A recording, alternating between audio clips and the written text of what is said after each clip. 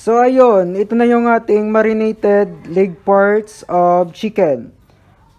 Ready na siya pong lutuin after 20 minutes na ibinabad natin. Shit. Ibinabad natin. Shit. So hello guys, this is Ronel again. And you are here again in my channel, but in this video, we are going to cook the one of the Filipino main dish in the Filipino cuisine, which is the Chicken Hamonado. The Chicken Hamonado is one of the Filipino cuisine. The Hamonado also is a general term, which is the four savory dishes is marinated or cooked with the pineapple. So, let's proceed to the video and let's get cooking.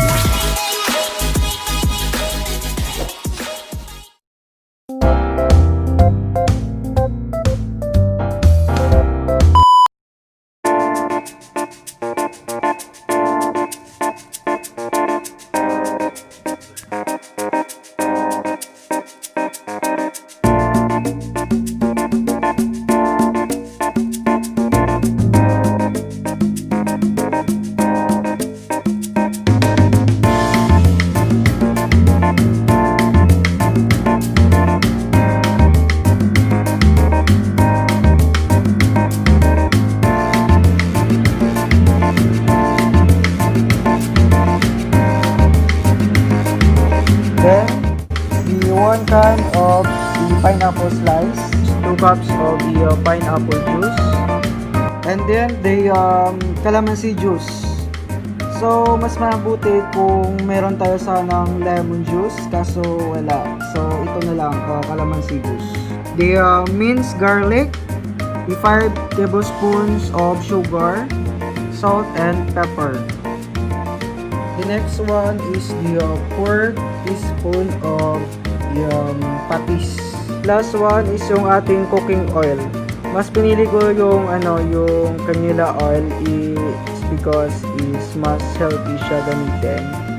Pero pwede rin natin gamitin yung ng natural na cooking oil.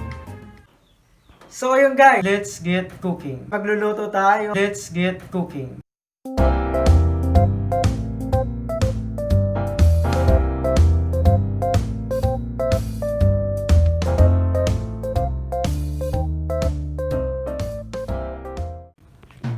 So, ito na, kompleto na ating mga kailangan gamitin. So, let's marinate the chicken with the ingredients na pinag-prepare natin.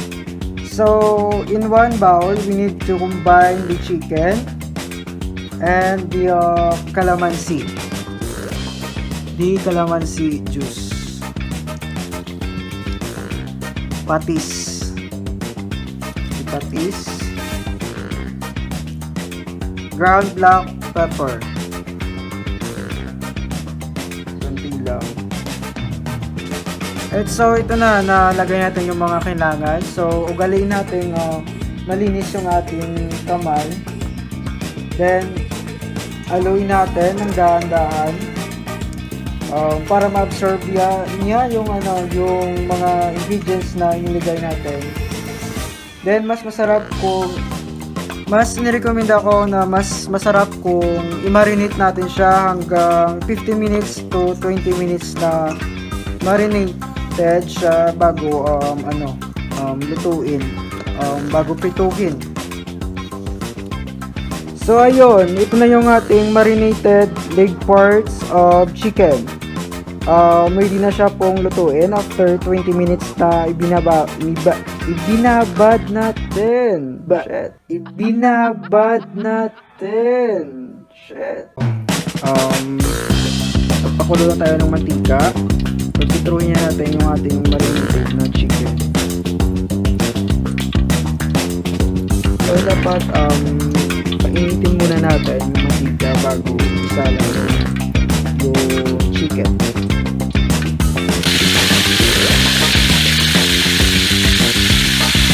So, ito na guys.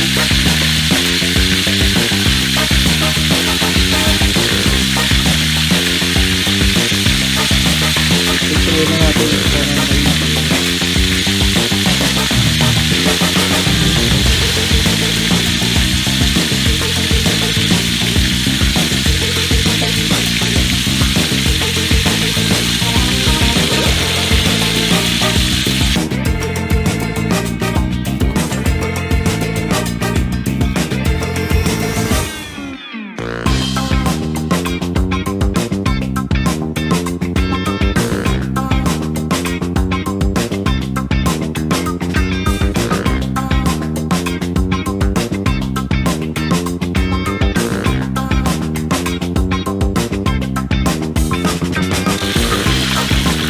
then, ito na yung golden brown na siya. So, pwede na natin kunin.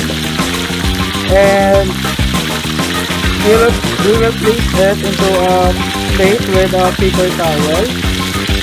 And, to drain the excess oil.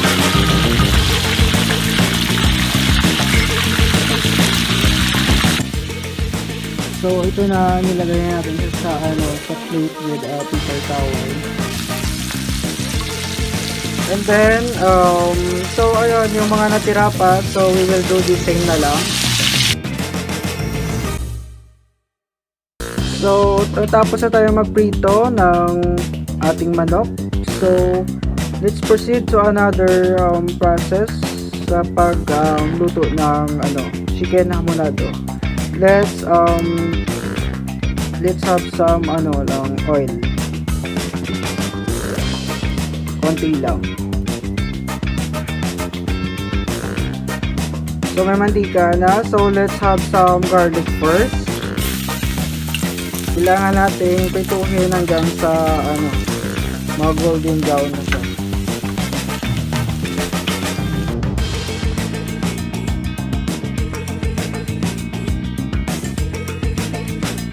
Then, pag naging golden brown na siya, kailangan natin ilagay yung ating manok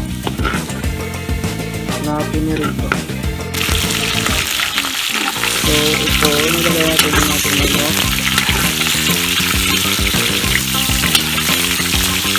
Dahan-dahan na.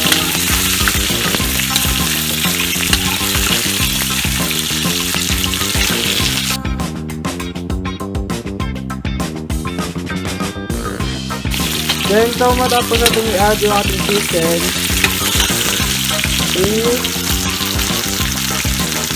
let's pour the pineapple juice with the pineapple juice and the pineapple slices.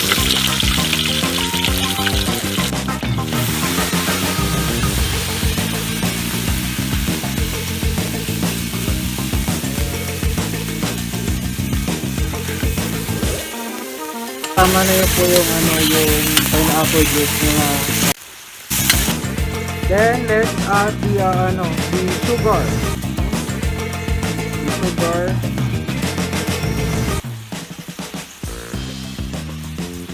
Nakabase lang po sa kung ilang tablespoon yung ilagay yung sugar. O gusto yung matamis na matamis or kailangan na lang tama-tama lang. So, ito after the sugar, ilalagay natin yung yung pineapple slices. Hintayin lang nating matuyo sa juice or sa ating liquid na nilagay dito. Hintayin nating maluto yung ating chicken hamonado.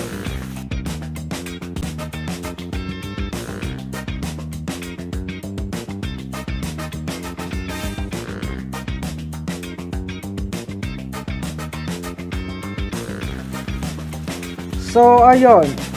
Let it simmer for a minute and it's ready to serve ng ating chicken hamonado. Then, I hope you like it. So, ito na guys ang ating chicken hamonado. It's ready for lunch. Thank you for watching. I hope you like it.